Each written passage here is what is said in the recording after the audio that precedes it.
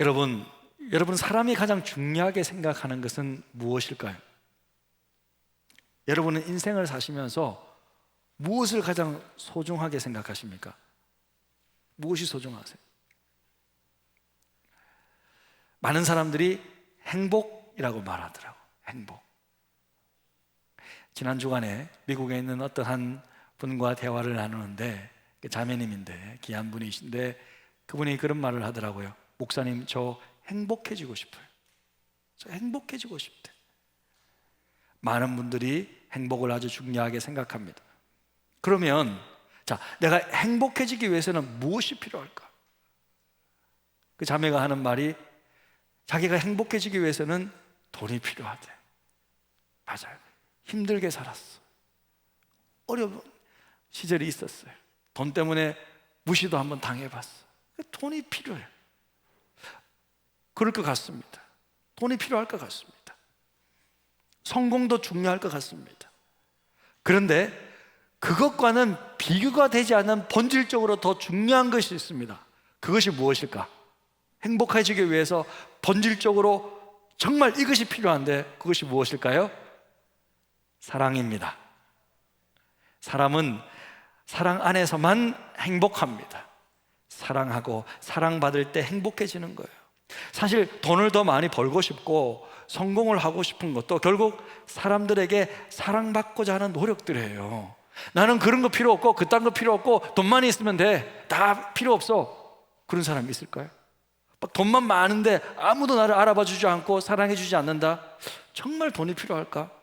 성공을 했는데 아무도 인정해 주지 않고 알아봐 주지도 않고 나는 성공만 하면 돼, 그게 행복할까요? 아니에요. 사실 그런 것들은 사랑받고자 하는 노력의 일환들입니다. 사람은 사랑할 때 만족을 느끼는 거예요. 때로는 내 존재를 지탱해 주는 것도 사랑의 힘이기도 합니다.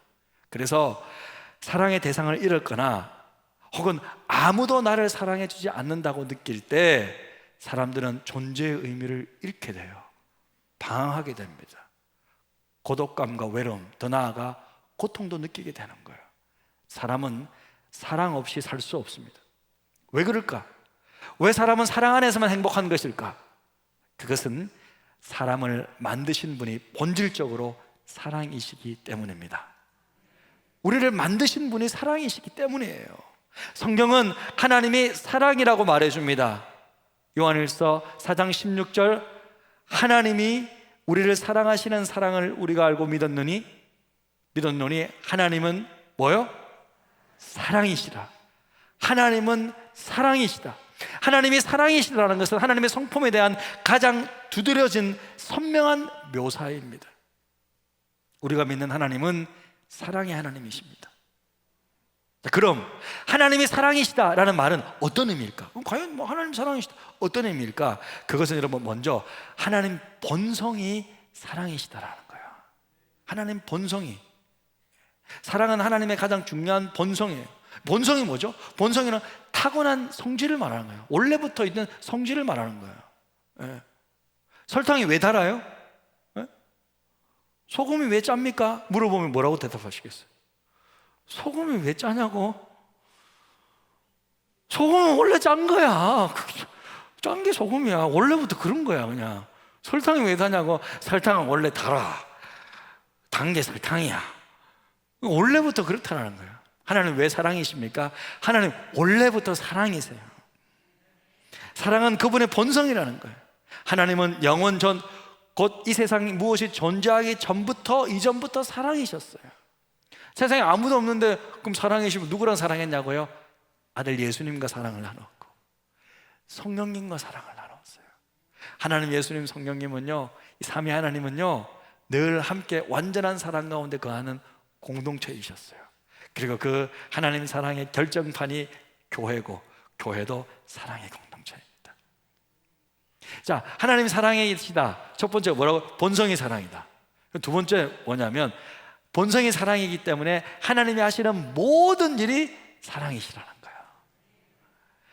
예, 그분의 모든 행동은 사랑으로 펼치시는 행동이에요. 본성이 그렇겠다.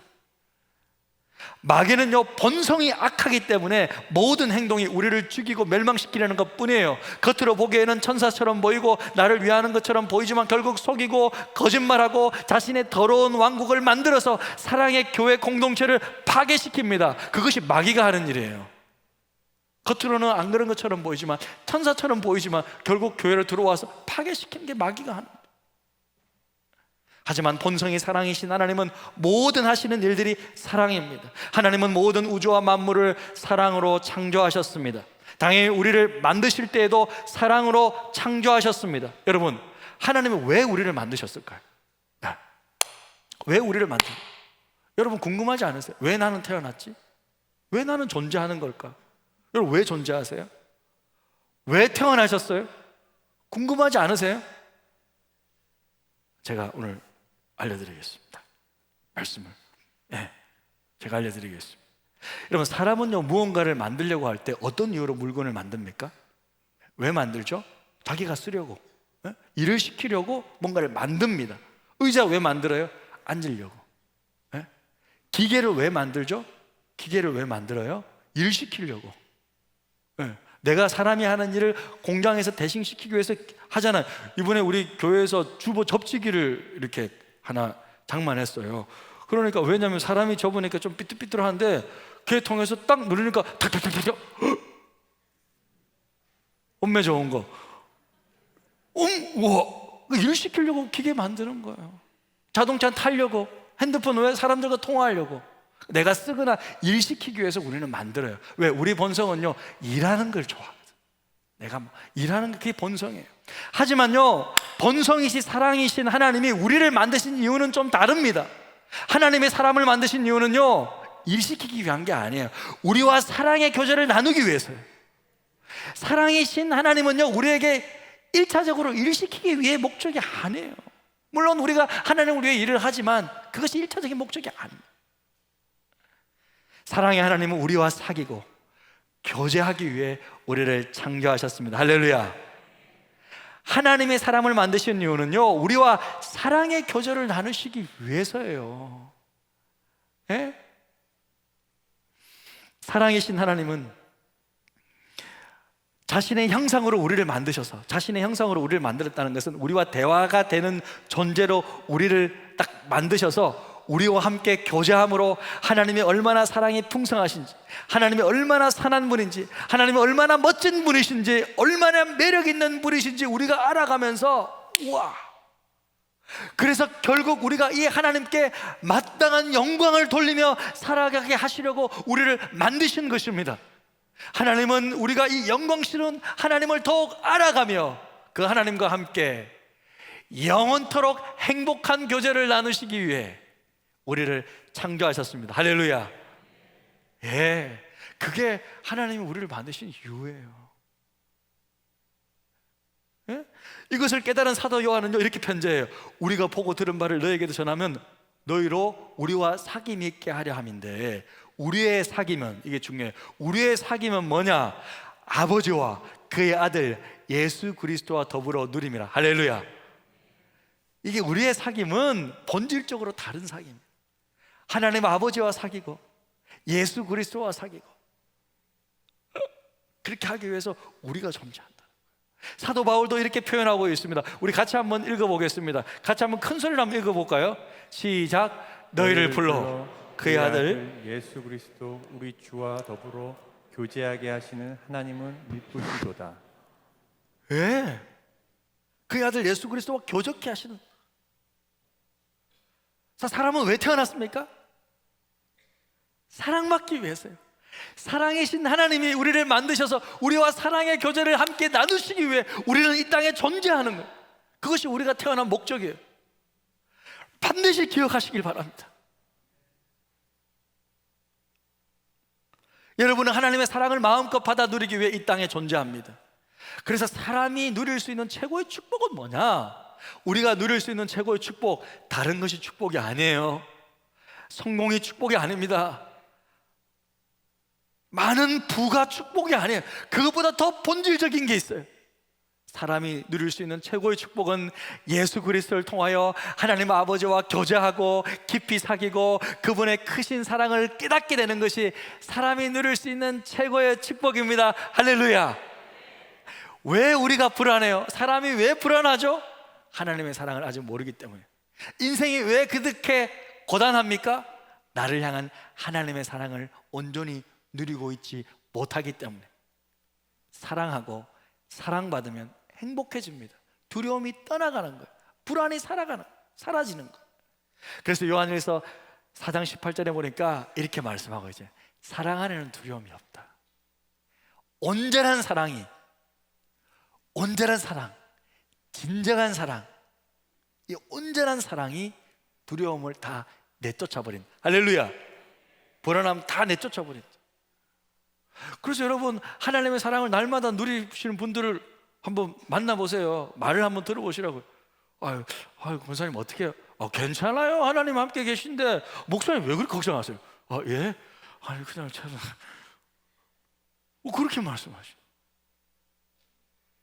온전한 사랑의 두려움을 내쫓다. 그래서 사랑이 제일인 거예요. 사랑이 제일이에요. 다른 게 제일이 아니라 사랑이 제일이에요. 그래서 말씀하고 있잖아요. 그런 적 믿음, 소망, 사랑, 이거 중요한데 이 세 가지는 항상 같이 있는데 그 중에 제일은 뭐? 사랑이라. 할렐루야. 그렇기 때문에 오늘 함께 본문 읽었던 이 에베소서 이 말씀도요, 사실은 사도 바울이 성도들을 위해 기도하는 기도 말이에요. 그러면 사도 바울은 성도들을 위해서 무엇을 위해 기도하나? 잘 되기를, 사업에 성공하기를, 자녀들이 축복받기를, 물론 뭐 그런 것들도 기도하겠죠. 하지만 제일 먼저 사도 바울이 에베소 성도들을 위해 기도하는 한 가지 초점이 있어요. 그게 뭐예요? 그것은 에베소 교회 성도들이 하나님의 사랑을 온전히 깨닫기를 기도하는 거예요. 사랑이 제일 중요하니까 이 사랑을 깨닫게 되기를 원합니다 하면서 기도하는 거예요. 간절히 기도하는 내용, 그 기도 내용 한번 보시겠어요? 네? 17절을 보니까 뭐라고 되어 있어요? 믿음으로 말미암아 그리스도께서 너의 마음에 계시게 하시옵고, 그 다음에 뭐예요? 너희가 사랑 가운데서 뿌리가 박히고. 에베소서 말씀을 우리 교육자들이 성도 여러분들을 위해서 기도하기 전에 한 장씩 보고 그 다음에 기도하거든요. 근데 한 장씩 읽는데 제가 이 말씀을 딱 보면서 깨닫게 됐어요. 내가 우리 성도님들을 위해 기도하고 이 병 고침을 위해 기도해야 되겠지만 그 이전에 이것을 위해 기도해야 되겠구나. 이것을 위해 기도해야 되겠구나. 사도 바울처럼 나도 기도해야 되겠구나. 어떻게? 너희가 사랑 가운데서 뿌리가 박히도록, 우리의 믿음이 하나님의 사랑 가운데 뿌리 내리도록. 할렐루야. 우리 옆 사람에게 이렇게 하면, 사랑으로 뿌리 내리십시오, 이렇게 하면 인사. 사랑으로 뿌리 내리. 사랑으로 뿌리 내리십시오. 그렇게 기도하고 18절에도 이렇게 기도해요. 능히 모든 성도와 함께 지식에 넘치는 그리스도의 사랑을 알고. 여기서 지식에 넘치는 이라는 것은요, 지식을 초월하는, 우리의 지식을 뛰어넘는 그리스도의 사랑을 말하는 거예요. 우리 인간이 이해하는, 내가 그동안 알고 있는 그런 수준의, 내가 알고 있는 지식의 그런 수준의 사랑이 아닌 더 뛰어넘는 완전한 사랑, 완벽한 사랑, 그 사랑을 알기를 원한다고 기도하고 있는 거예요. 19절에는 더 놀라운데요, 더 재미있어요. 이렇게 기도해요.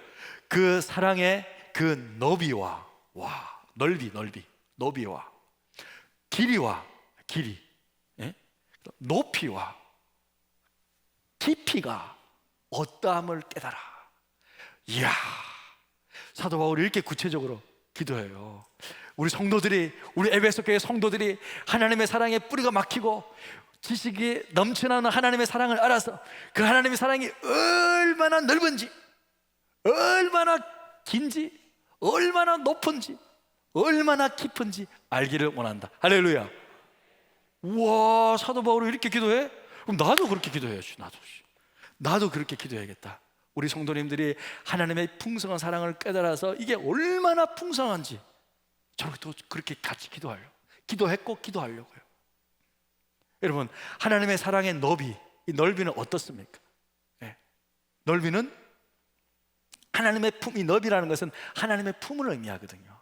하나님의 사랑의 품은요, 넓은 거예요. 하나님은 모든 사람을 사랑하거든. 모든 사람을 구원하시기를 원하시는 거예요. 모든 사람, 누구든지. 하나님이 품지 못할 죄인은 없습니다.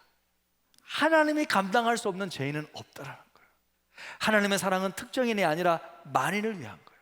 모든 사람을 품는 사람. 그래서 누구든지 예수 안에 있으면 어떻게 돼요? 새롭게 되잖아요. 할렐루야. 고린도후서 5장 17절 같이 한번 읽어볼까요? 암송해볼까요? 시작. 그런즉 누구든지 그리스도 안에 있으면 새로운 피조물이라. 이전 것은 지나갔으니 보라 새 것이 되었도다. 누구든지 어떤 사람이든지 그리스도 안에 있으면 새롭게 바뀐다. 하나님의 사랑은 넓다. 하나님의 사랑의 길이는 어때요? 길이 얼마나 길어요? 줄로 한번 재면 뭐 얼마나 길까? 이 길이가 어떻게 될까? 나를 향한 하나님의 사랑의 길이는 얼마나 길까요? 여러분, 하나님이 우리를 언제부터 사랑하셨어요? 언제부터 우리를 택했어요? 에베소서 1장 4절에 보니까 어떻게 나와 있어요? 곧 언제? 창세전에 그리스도 안에서 우리를 택했대. 창세전에? 오케이, 택했어. 그럼 언제까지 사랑해 주시는 거예요? 언제까지? 오늘까지? 죽을 때까지? 아니에요. 예레미야 말씀을 보니까요, 이렇게 말씀하고 있어요. 내가 영원한 사랑으로 너를 사랑하게 임재함으로 너를 이끌었다. 창세전부터 우리를 딱 택하시고 사랑을 하기 시작하셔서 언제 쭉 우리가 죽어서도 영원까지 그 사랑으로 이끄셨대. 할렐루야. 엄청나게 길. 영원 전부터 영원까지 그 길이가 이 정도예요. 예수님도 제자들을 사랑하실 때 뭐라고 그러셨어요? 예수님께서 참 제자들을 보면 마음에 안 드는 제자들도 있고 막 배신하는 제자들도 있고 힘든 사람들도 있을 텐데 예수님은 제자들을 딱 사랑하시는데 어디까지 사랑하셨냐? 말씀 보니까요 이렇게 말하고 있어요. 6월절 전에 예수께서 자기가 세상을 떠나 아버지께로 돌아가실 때가 이런 줄 아시고 세상에 있는 자기 사람들을 사랑하시되 어떻게? 끝까지 사랑하시니라. 할렐루야.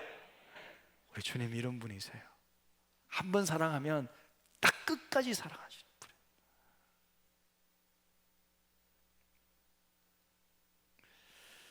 하나님의 사랑의 높이는 어떨까? 얼마나 높을까? 하나님의 사랑은 사람의 사랑과는 차원이 다릅니다. 고상합니다. 질적으로 차원이 다른 거룩한 사랑이죠. 하나님의 성품을 한마디로 말하면 어떻게 표현할 수 있을까요? 우리가 아름답다라고 표현할 수 있어요. 하나님은 아름다운 분이십니다. 하나님이 아름다우시기에 하나님의 만드신 것은 다 아름답고 하나님께서 하시는 사랑은 너무나도 아름다운 사랑이에요. 반면에 인간의 사랑은 때로는 좀 피상적이잖아요. 좀 겉만 보는 사랑이잖아요. 다 못 보잖아요. 오늘날 사람들은요 외모에 관심이 많더라고요. 많잖아요. 더 많아졌어요. 뭐 모두 이제 핸드폰이 있으니까 이제 보는 게 너무 많으니까 그야말로 미디어 시대가 된 거예요. 보는 게 너무 중요해. 외모가 너무 중요해. 젊은이들 미팅에 나가서 뭐 미팅에 나가거나 아니면 소개팅을 딱 하러 가면요 딱 보는 게 이제 외모잖아요.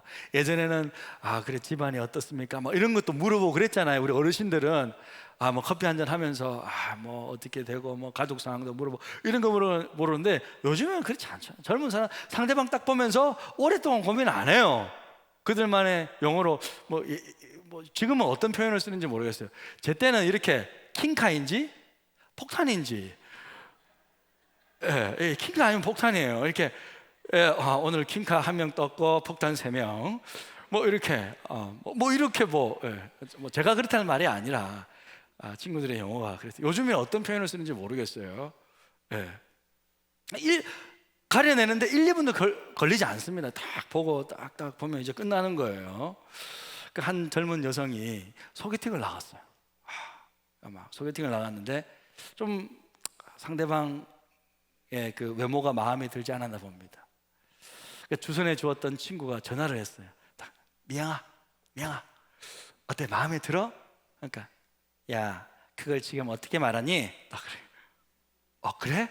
그러면 마음에 들면 사과라고 말하고 사과 애플 사과라고 마음에 들지 않으면 포도라고 말해.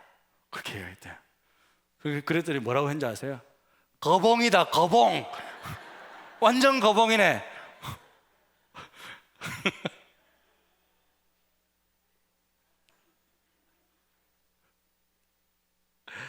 어떤 사람을 좋아하는 이유가 여러분, 외모 때문이라는 것은요, 우리가 아직 그 사람과 그렇게 친해지지 않았다는 의미예요. 상대방과 거리를 두고 있을 때 외모 중요한 조건이 될 수 있죠.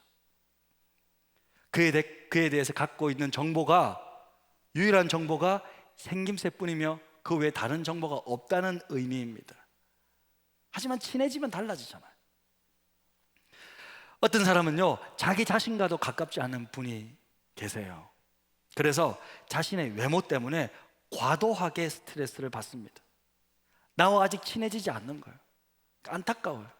내가 볼 때는 괜찮은데, 멋진데 늘 외모 때문에 스트레스를 받고 못 살겠다 그러고 막 기미 하나 나면 난리가 난 거야.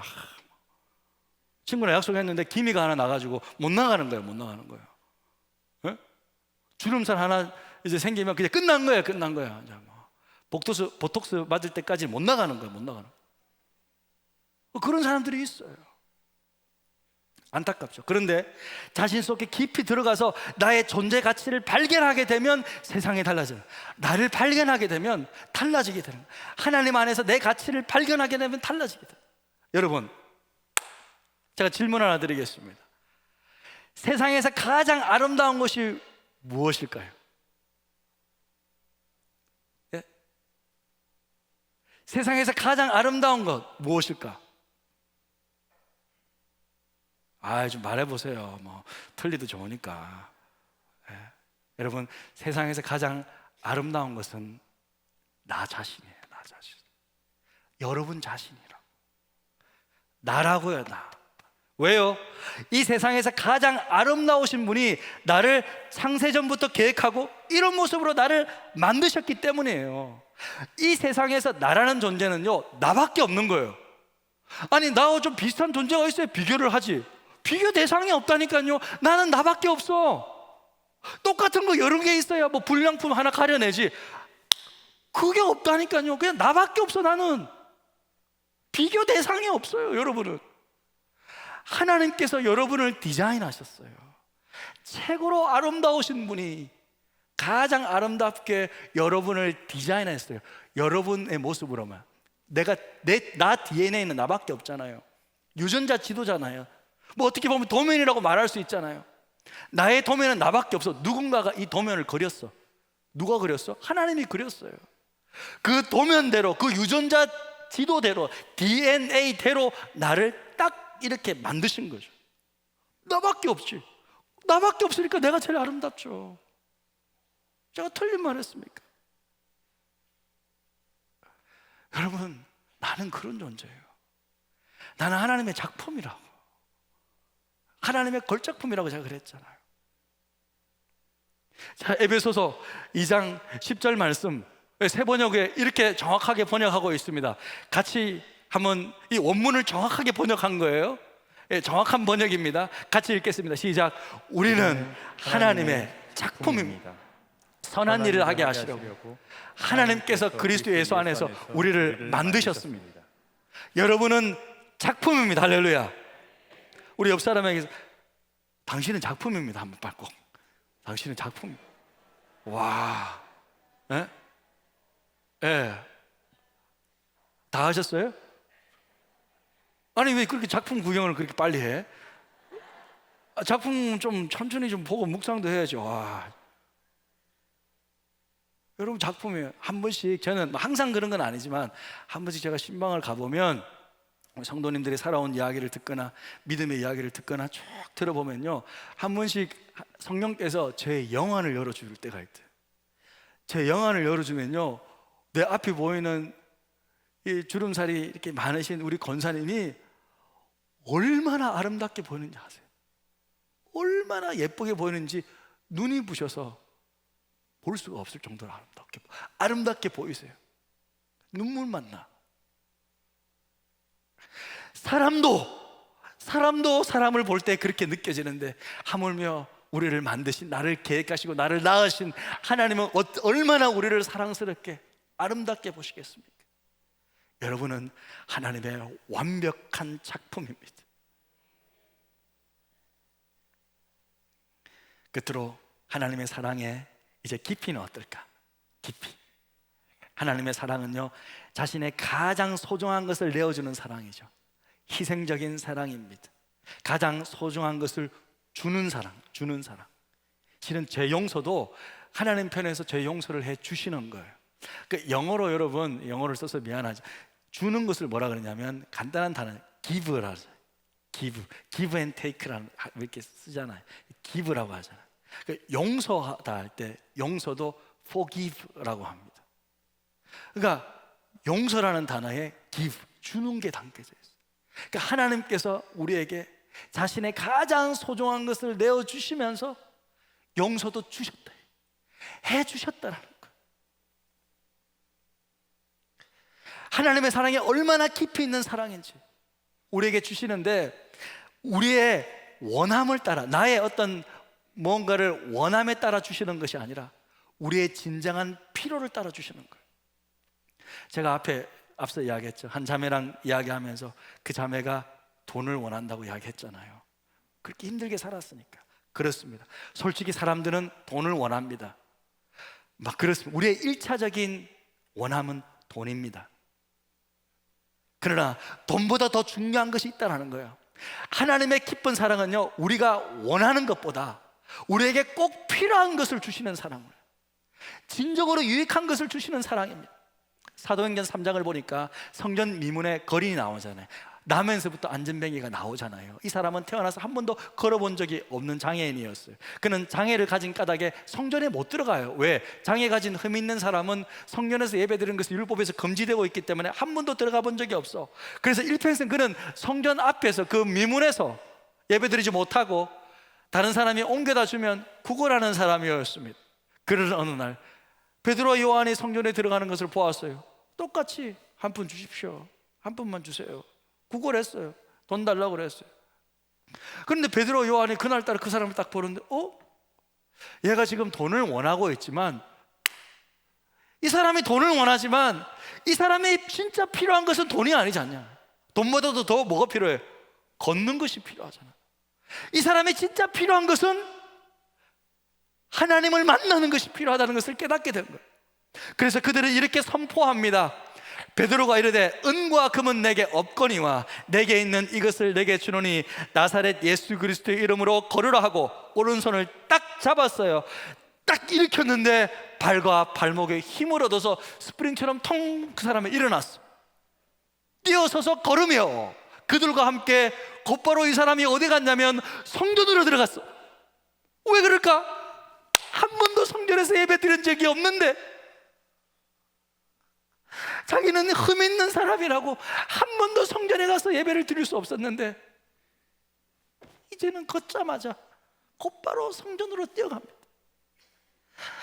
하나님을 찬양합니다. 하나님 감사하다고 하나님 예배합니다. 여러분 보세요. 그 사람이 원했던 것은 뭐였어요? 뭘 원했어요?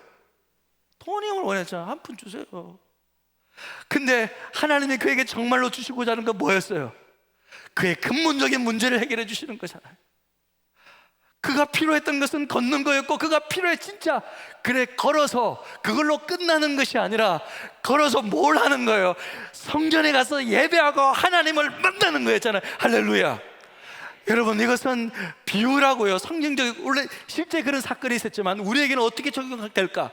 여러분 우리의 모습은 다 그냥 가만히 그냥 앉아서 그냥 돈만 원하는 거, 우리도 그런 사람일 수 있다는 거예요.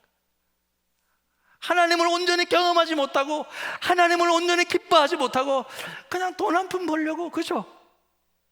한 푼 주십시오, 한 푼 벌려고. 그게 나의 모습일 수 있다. 하지만 하나님은 그렇게 그냥 가만히 돈 한 푼 벌기 위해서 앉아있는 우리를 원치 않는다. 일어나야 돼. 일어나서 걷고 뛰고 하나님 예배하고 하나님 나를 사랑하시는 것도 만나고 경험하고 하나님을 체험하고, 이렇게 나를 사랑하시구나. 할렐루야. 마음껏 하나님을 찬송하고 하나님으로 기뻐하고, 그게 진짜 행복이라는 거예요. 여러분, 그게 진짜 행복이라는 거예요. 우리는요, 돈을 원하지만 하나님이 정말 우리에게 주시고자 하는 건 그 이상이라는 거예요. 복음서에 보면 당자는 아직 아버지가 아프지도 않는데, 예? 죽을 기미도 안 보이는데 아버지에게 뭘 원해요? 돈을 원해요. 성경에 보면 그런 구절이 많잖아요. 왜 그럴까? 성경에 왜 그런 모습들이 많아요? 우리의 모습이에요. 우리가 원하는 게 그거예요. 돈을 원해. 상속해 주십시오. 이분은 솔직한 아들이야. 예. 뭐 우리는 그래 말하지 못하고 있잖아요. 아버지한테 말하고 말 못하지만, 예? 이 아들 당당하네 보니까. 돈을 원했으면 좀 주십시오. 물론 아버지는 돈을 줬어요. 하지만 아버지는 알아요. 아들에게 꼭 필요한 것은 돈이 아니라 진정한 사랑이 더 필요하다는 것을 압니다. 그래서 아들이 다 탕진하고 돌아올 그때 왜 돌아가요? 무엇 때문에 돌아가요? 그 돌아갈 수 있는 힘이 뭐였어요? 아버지는 그래도 나를 사랑하시지 않을까? 아버지의 사랑을 찾아 집으로 돌아가게 되었습니다. 사랑하는 성도 여러분, 말씀을 마칩니다. 여러분, 우리는 돈을 원합니다. 실은 하지만 우리에게 꼭 필요한 것은 무엇이었습니까? 사랑입니다. 하나님 아버지의 사랑입니다. 우리에게는 사랑이 필요합니다. 행복해지기를 원하십니까? 하나님의 사랑을 찾으십시오. 인생을 새롭게 시작하기를 원하십니까? 하나님의 사랑을 누리십시오. 하나님의 본성이 사랑입니다. 그래서 그분이 하시는 모든 것들이 사랑입니다.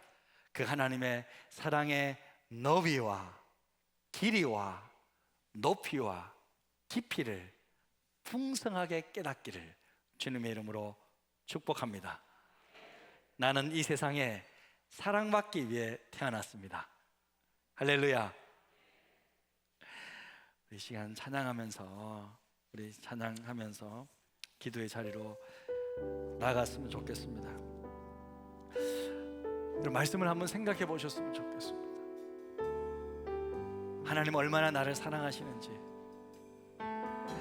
이 찬양의 가사가, 이 말씀이 나에게 이루어지는 그런 놀라운 역사가 있기를 원합니다. 우리 함께 찬양합시다. 내 마음의 주를 향한 사랑이, 내 마음의 주를 향한 사랑이, 나의 말엔 주가 주신 진리로, 나의 눈에 주의 눈물 채워주소서.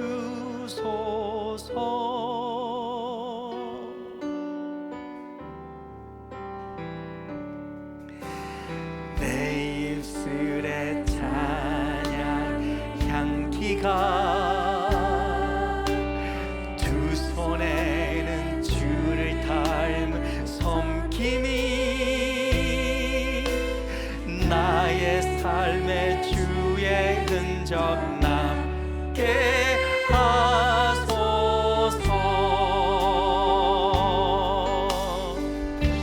하나님의 사랑이, 하나님의 사랑이 영원히 함께하리. 십자가의 길을 걷는 자에게, 순교자의 삶을 사는 이에게,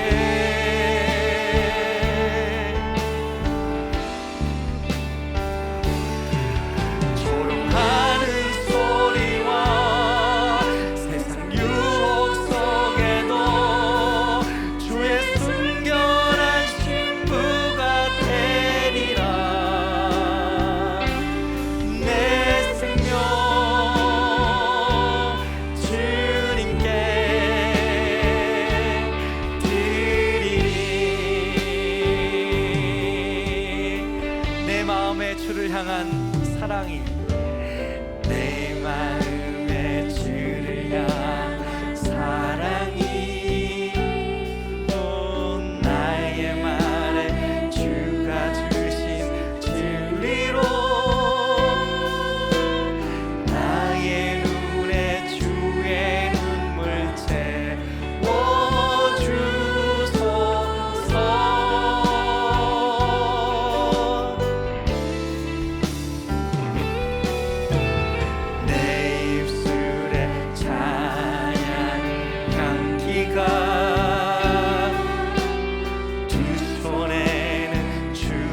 삶은 섬김이 나의 삶에 주의 흔적 남게 하소서.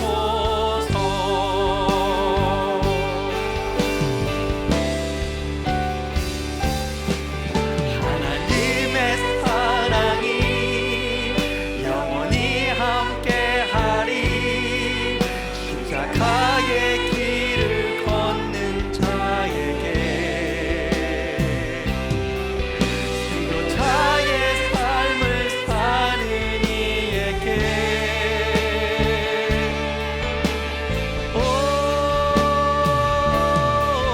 조롱하는 소리와 세상 유혹 속에도 주의 순결한 신부가 되리라. 내 생명 주님께, 내 생명 주님께, 내